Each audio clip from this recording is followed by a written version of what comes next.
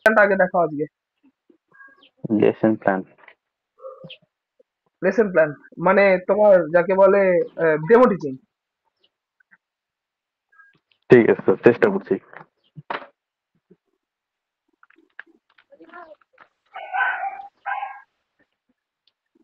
Camera সোজা করে নাও, sir সোজা স্ক্রিনটা করে। অসুবিধা হবে, ল্যান্ডস্কেপ না, পোর্ট্রেটে নাও ক্যামেরা। পোর্ট্রেটে নেব। গুড মর্নিং স্টুডেন্টস, তোমরা সবাই ভালো আছো? Good morning. হ্যাঁ, আমিও ভালো আছি। Good morning. কিছুদিন আগে আমাদের কি দুর্গা পূজা গেল, কালী পূজা গেল, তাই না? তোমরা সবাই পুজো দেখতে গেছিলে? হ্যাঁ, সবাই গেছিলে, বাহ, খুব সুন্দর। তাহলে এই যে পুজোর সে মেলাগুলোতে যে ঘুরলে, সেখানে কি কি খেয়েছো বলো দেখি? কি কি খেয়েছো?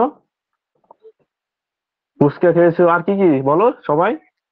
স্যার অক্ষরগুলো একটু পরিষ্কার করে লিখবেন, হ্যাঁ, তৃতীয়র অন্ত্যেস্থ স্যার, একটু পরিষ্কার করে লিখবেন, শ্রেণী বানান ঠিক আছে।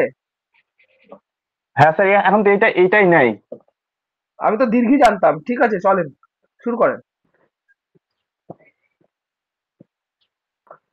তো এই যে মেলায় আমরা অনেক কিছু খেয়েছি, তাই না? ফুচকা খেয়েছি, চপ খেয়েছি। তো দেখো তো, আমরা এই জিনিসটা কিন্তু সবারই পছন্দ। আমি দেখো ছবিটা আঁকছি, দেখো এটা কার মতো দেখতে বলো তো এটা? হ্যাঁ, সবাই খাই কিন্তু আমরা আইসক্রিম। ঠিক বলেছো।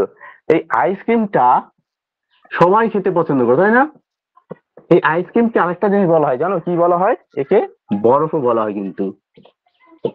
এটা কেমন দেখতে হয় বলো তো? কঠিন, তাই না? তাহলে আমরা যে এর আগের ক্লাসে আমরা পদার্থ সম্পর্কে পড়েছিলাম, তাহলে এই বরফটা কি একটা পদার্থের মধ্যে পড়বে না বলো দেখি? হ্যাঁ, ঠিক বলেছো রাম, বরফটা একটা পদার্থের মধ্যে পড়বে। কেন বলো তো? এর একটা কি আছে বলো তো? একটা জায়গা নিয়ে আছে, এবং এর একটা ভর আছে। কেন ঠিক স্যার, আছে। তাহলে এই যে পদার্থ তো আমরা ধাতুকে বলি স্যার।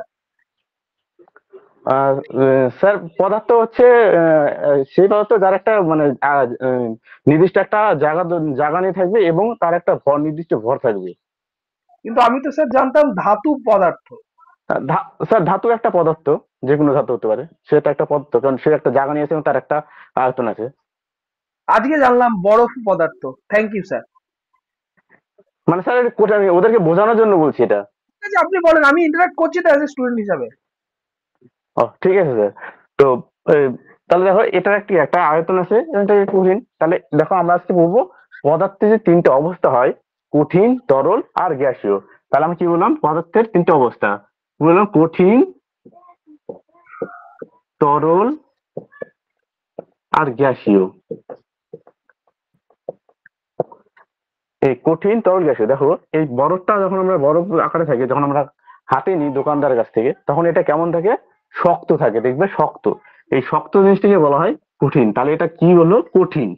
এবার বলতো, এই যে আমাদের এই ক্লাসরুমে যে দেখো টেবিল, বেঞ্চ, এই যে বোর্ড, এগুলা কি বলতো?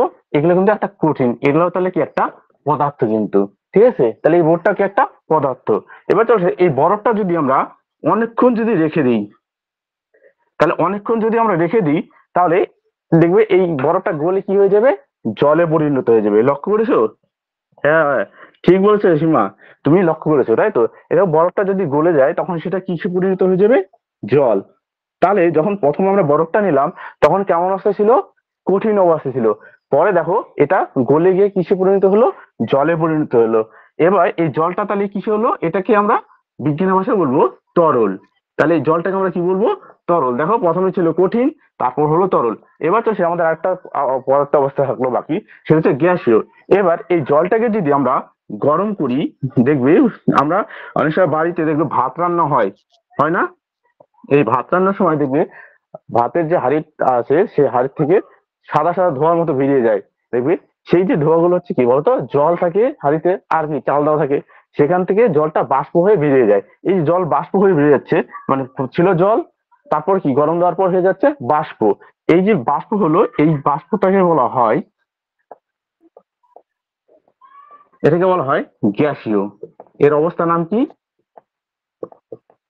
গ্যাসীয়। তাহলে আমরা আজকে পদার্থের কটা অবস্থা দেখতে পেলাম বলো দেখি?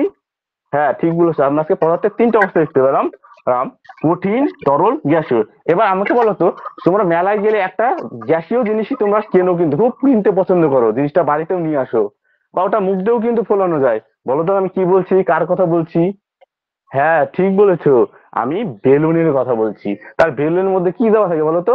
হাওয়া বলি না আমরা, এই যে হাওয়া, এই যে গ্যাস, বেলুনে তো গ্যাস ভরা হয়। এই যে বায়ুমণ্ডল যেগুলো দেখতে পাচ্ছি, যে হাওয়া আমাদের গায়ে লাগে অনুভব করি, এগুলো কিন্তু গ্যাস আছে এর মধ্যে অনেক। সেখানে অনেক অনেক অনেক রকম গ্যাস আছে। তো এই যে আজকে আমরা পদার্থের অবস্থা জানলাম, আজ বাড়িতে তোমরা এই 3টা করে কঠিন, তরল আর গ্যাসীয় পদার্থের নাম লিখে নিয়ে আসবে। আমি কালকে দেখবো। আর আজকে এই অবধি, আগামীকাল আমরা নতুন কিছু শিখবো। ঠিক আছে sir, thank you sir. Sir প্র্যাকটিসটা আপনার একটু কম আছে, প্র্যাকটিসটা করতে লাগবে, একটু জড়তা আছে। ঠিক আছে। ঠিক আছে স্যার। আর হচ্ছে ব্যাপারটা হচ্ছে একটু বসে নেন, আমি ক্লাসের ফিডব্যাক দিই। প্রেজেন্টেশন আপনার গুড, আহ, কিন্তু আজকের বিষয়টা দেখতে পেলাম না। যে বিষয়টা কোনটা পড়াচ্ছেন, স্যার? আদ্যকার পাঠ ওটা লেখেননি ও, বোর্ডে। আজকের পাঠ আজকে? আজকের পাঠটা লেখেননি, দেখেন। ও সরি স্যার, ওটা ভুলে ভুলে ভুলে গেছি স্যার। আচ্ছা ঠিক আছে, অসুবিধা নেই, এগুলো প্র্যাকটিস করতে করতে ঠিক হয়ে যাবে। ঠিক আছে। এবার স্যার পদার্থের, আমি ভাবলাম এটা গল্প, স্যার গল্প করতে করতে লিখবো তো ভুলে গেলাম। আচ্ছা এটা ঠিক অনেক আছে, সময় ভুলে যাই। যেটুকু লিখেছেন ওটুকুতেই পেয়ে যাবেন মার্কস। প্রেজেন্টেশন আপনার ঠিক আছে, প্রকাশ ভঙ্গিমাও ঠিক আছে, কিন্তু আরো একটু প্র্যাকটিস করতে হবে আমাদের সাথে। আমরা তো 3টে ক্লাসে আসি আপনি জানেন, একটা প্রিমিয়াম, আর একটা আপনি তো এমনিতেই ডোনেশন ক্যান্ডিডেট ভিআইপি, আর আরেকটা ফ্রি ক্লাস। 7টার সময় আমরা রেগুলার আসবো, কিন্তু আপনি চান্স পাবেন কিনা তো বলতে পারছি না, এত ভিড় হয়।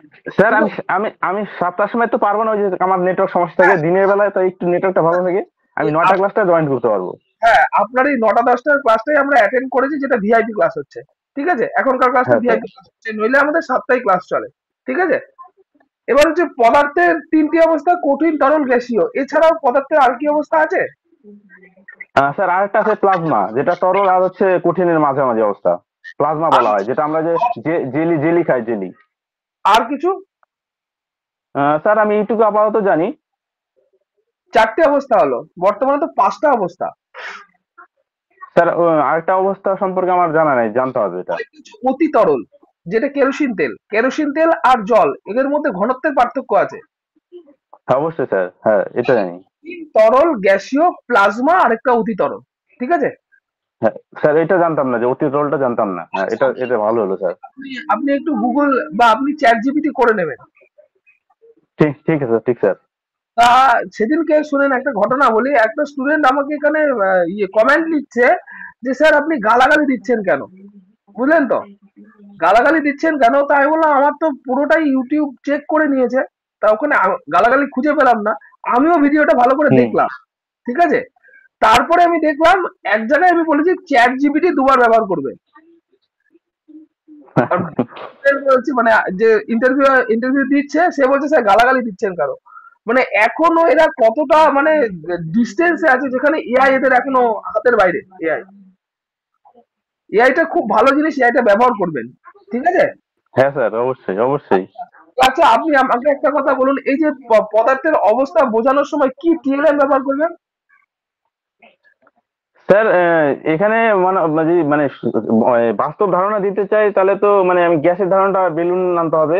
আর কঠিন তো আমি আমার বিদ্যালয়ে, মানে আমি যে পড়াচ্ছি শ্রেণীকক্ষে পাবো, টেবিল, চেয়ার, বোর্ড এগুলো পাবো। আর তরলটা স্যার জল আনলে হয়ে যাবে, মানে 3টা জিনিস একদম বাস্তব উদাহরণ পাবো আমি। কেন বাচ্চাদের ওয়াটার বোতল দিয়ে হবে না? না হবে স্যার, ওটা তো হবে, মানে আমি এটাই বলছিলাম স্যার, মানে আমি বাস্তবে সবকিছু দিয়ে বুঝাতে পারবো ওদেরকে, আচ্ছা। কঠিন, তরল, গ্যাসীয়। আচ্ছা আপনার এই ডেমো ক্লাসটা আপনার কেমন লাগলো? স্যার আমি তো যাই না, আমি অনেক সময় না, আমি মানে কনফিউশন থাকি যে কেমন হচ্ছে না। আচ্ছা আমি একা একা করি তো যাই না, মানে বুঝতে পারি না। এটা প্র্যাকটিস হয়ে গেলে, আপনার এক্সপিরিয়েন্স হয়ে গেলে আপনার অসুবিধা হবে না। ঠিক আছে। আচ্ছা, বাষ্পচালিত ইঞ্জিন প্রথম কে আবিষ্কার করেছিল? Sir Stephen Hawkins. এখনো বাষ্পচালিত কিছু চলে? বাষ্পচালিত স্যার আমাদের দার্জিলিং এ টয় ট্রেন চলে। আর কিছু? বাষ্পচালিত স্যার এই যে আমাদের কয়লা থেকে যে বিদ্যুৎ তৈরি করা হয়, সেটাও বাষ্পচালিত। বিদ্যুৎ কিভাবে তৈরি হয়? স্যার আমাদের বিদ্যুৎ মূলত এখন বর্তমানে 3 ভাবে তৈরি করা হয়। একটা ভূতাপ শক্তি দিয়ে, একটা হচ্ছে জলবিদ্যুৎ, আর একটা হচ্ছে একটা তাপ শক্তি, যেটা আমাদের কয়লা পুড়িয়ে করা হয়, কয়লা বা ডিজেল।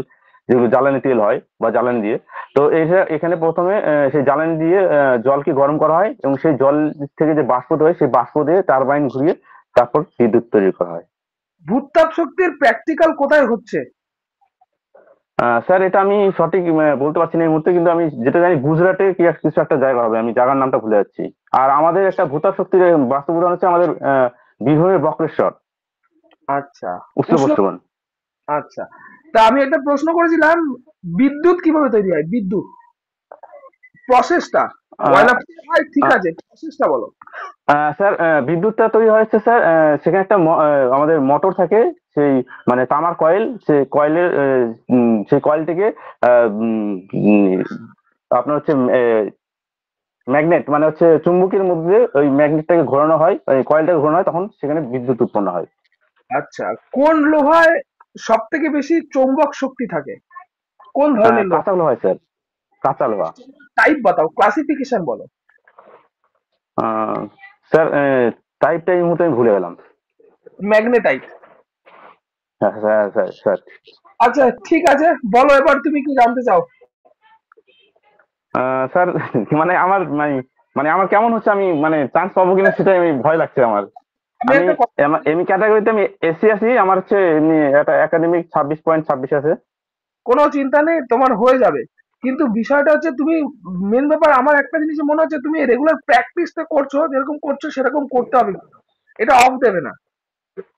হ্যাঁ স্যার, অবশ্যই করবো স্যার। প্লাস প্লাস যারা যারা আরো আরো তো তোমার সাথে সাথে ইন্টারভিউ দেবে, তুমি এখানে অডিও ভিডিওটা হুম। বন্ধ করে তুমি ইন্টারভিউ দেখো, ঠিক ঠিক, আছে? আরো ঠিক যারা স্যার। যারা দিচ্ছে তারা কিভাবে দিচ্ছে, ঠিক আছে? বললাম স্যার, এমনি তো আমি কত নাম্বার পেতে পারি? তুমি অডিও ভিডিওটা অফ করো, দিয়ে নেক্সট নাম্বারকে আমি দেখে নিই। তোমার কিছু জানার থাকলে বলতে পারো। ঠিক।